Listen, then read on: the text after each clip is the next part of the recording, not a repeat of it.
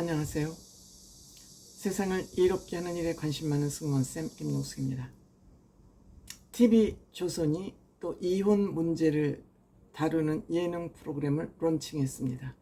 1회가 방송됐습니다. 제목은 이제는 혼자다.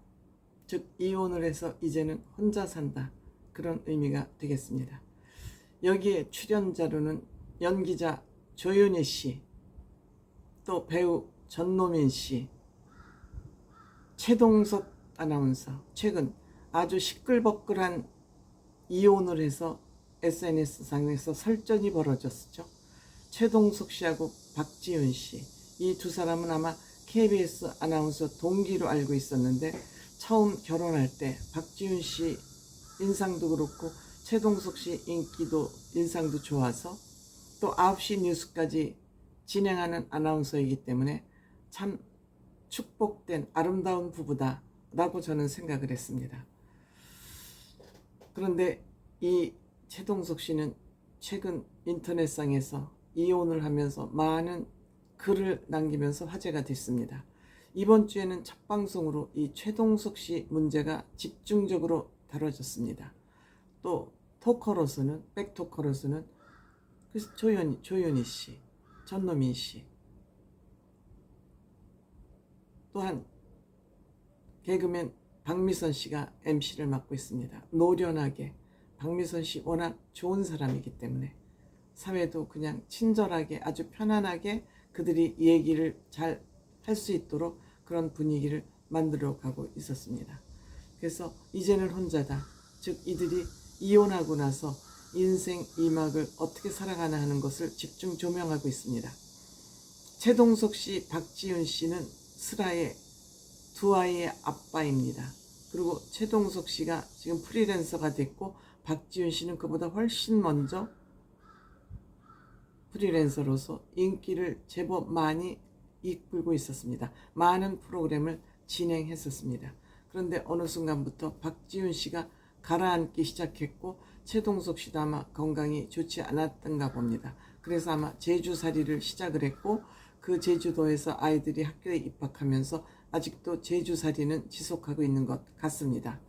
그런데 최동석 씨가 그동안 한 4년 동안 잠수를 타다가 이혼한 지 4년 동안 잠수를 타다가 이제는 나 이혼남입니다 하고 용기를 내서 세상 밖으로 나왔기 때문에 지금 이제는 혼자다. 예, 출연도 결심한 거 아닌가 싶습니다. 이 두 사람은 2023년 작년에 이혼을 했습니다. 결혼 14년 만에 이혼을 했고 지금 아이가 하나는 14살, 하나는 10살, 한참 사춘기 근방에 이들이 와 있습니다. 항상 그렇지만 부부가 이혼을 하면 가장 걱정되는 것이 아이들 문제죠. 아이들이 무슨 죄입니까? 본인 두 사람이 마음이 안 맞아서 이혼하는 거야. 본인들 자유겠지만 자녀가 있을 때는 조금 깊게 심사숙고해서 생각을 해야 됨에도 불구하고 자녀들은 아랑곳하지 않고 이혼을 결정해 놓고 후에 아이들 걱정을 합니다. 앞뒤가 안 맞는 생각이라고 저는 생각합니다. 결혼은 본인 두 사람이 책임지는 겁니다. 누가 결혼을 억지로 하라고 떼밀지도 않았고요. 결혼 안 하면 세금을 물린다고 하지 않았고요. 결혼을 안 하면 재산을 뺏어간다고 누구도 강요하지 않았습니다. 본인들이 좋아서 시시닥거리면서 결혼을 할 때는 언제고 본인들의 욕심을 억제하지 못해서 내 맘대로 세상이 사라지지 않는다고 어떻게 남남이 만났는데 내 생각대로 상대방이 움직여지겠습니까? 저는 결혼하는 것이 이혼하는 것이 일반화되고 다반사가 됐다 하지만 저는 이혼에는 결코 반대하는 사람입니다. 두 사람이 어떠한 불치병에 걸려서 중독에 걸려서 도박, 마약, 알코올, 여러 가지 도벽 이렇게 어떻게 사람의 힘으로 고칠 수 없는 그런 병에 걸려서 헤어나오지 못하는 경우가 아니라면 이혼이라는 건 둘 다 나빠서 하는 거다. 누구 상대방 비판하고 욕할 필요도 없다. 둘이 똑같기 때문에 저는 이혼한다. 이렇게 생각을 하고 있습니다. 이러다 보니 불쌍한 아이들을 만들다 보니 아이들이 제대로 성장할 수가 없습니다. 마음의 상처를 이미 안았는데 그 아이들이 미안하다, 아이들이 불쌍하다, 안 됐다 이런 거는 괜히 입으로 돈 안 드는 일이니까 한번 해버리는 말이다. 저는 이렇게 생각을 하기 때문에 이혼은 정말 정말 최악의 수단으로 결정을 해야 된다. 이렇게 생각을 합니다. 이 최동석 씨는 아직도 제주도하고 서울을 오가면서 일을 하고 있는 것 같습니다. 그런데 여기서 제가 잠깐 말씀드리면 아나운서들은 정말 공부도 잘하고 언론고시라 그러지 않습니까? 들어갈 때는 굉장히 실력 있는 사람들이 들어가는데 이 아나운서라는 것은 뉴스의 신뢰도를 높이기 위해서 너무 강제 조항이 많습니다. 이것도 하면 안 되고 저것도 하면 안 되고 그 원고 그대로 읽어야 되고 반듯해야 되고 뭐 엄숙해야 되고 이런 엄숙주의가 있습니다. 그런데 이 방송을 하는 아나운서들은 얼굴은 팔려요. 얼굴은 팔려서 연예인급이에요. 연예인급이에요. 그러니까 바깥에 나가면 얼굴이 많이 팔렸으니까 저 사람들은 여유롭게 살겠지 하는 생각을 하겠지만 이들은 그냥 봉급쟁이입니다. 얼굴을 팔린 만큼 그 얼굴 팔린 값을 할 만큼 경제적인 여력이 주어지는 경우는 없습니다. 프리랜서가 되기 이전까지는. 왜? 이들은 외부 행사도 못하죠. 얼굴 내놓는 방송을 해도 그 출연료 수당 몇만 원 받습니다. 그거 가지고 본인 체면 치레가 되지 않는 것이죠. 그러니까 이들이 정신적인 갈등이 굉장히 큽니다. 그리고 이 맨날 그 옥조인 그런 상태에서 일을 하다 보니까 굉장히 소심해질 수밖에 없어요.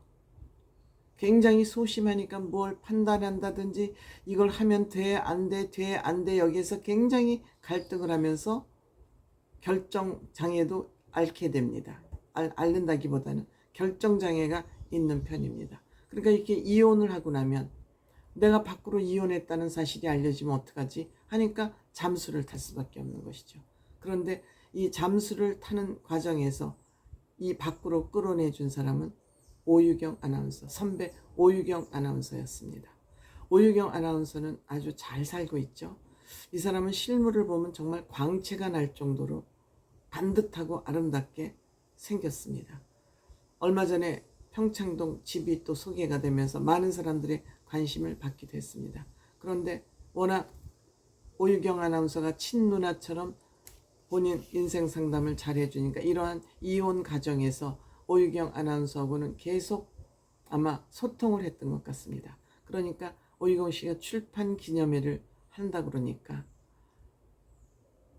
잠수를 탔던 이 사람이 대중들 앞에 나타나는 것을 굉장히 꺼렸음에도 불구하고 오유경 아나운서 출판사에 참여를 해서 그 축사를 했겠죠. 암만 해도 그 책에 있는 한 구절을 읽으면서 많은 사람들에게 메시지가 될 만한 그 구절을 읽으면서 이 출판기념회에 참여하면서 세상 밖으로 나올 용기를 얻었다고 합니다.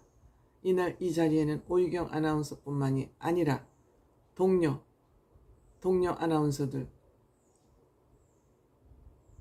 신영일, 강효루, 저는 개인적으로 강형욱 아나운서 팬이었습니다. 신영일 아나운서도 프리랜서를 하고 나서 별로 빛을 보지 못하고 있습니다. 별로 빛을 못 보고 있습니다. 아나운서가 프리랜서로 전향해서 가장 성공한 케이스는 전현무와 누구죠? 갑자기 생각이 안 나네. 김성주 아나운서. 이렇게 뱅뱅 돌면서도 갑자기 생각이 안 나는 것은 노화 현상의 대표적인 증상이 아닌가 이렇게 생각이 됩니다. 물론 이 최동석 아나운서는 외조의 아이콘이었다고 합니다.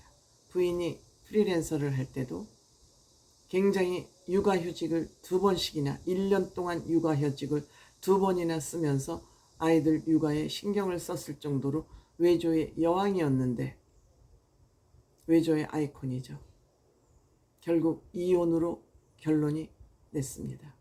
이혼으로 결론이 났고 지금은 아이들 면접 교섭권이라고 그러나 뭐라 그러나 아이들 교섭권 일주일에 한 번 아이들과 주말을 같이 보낸다 그럽니다.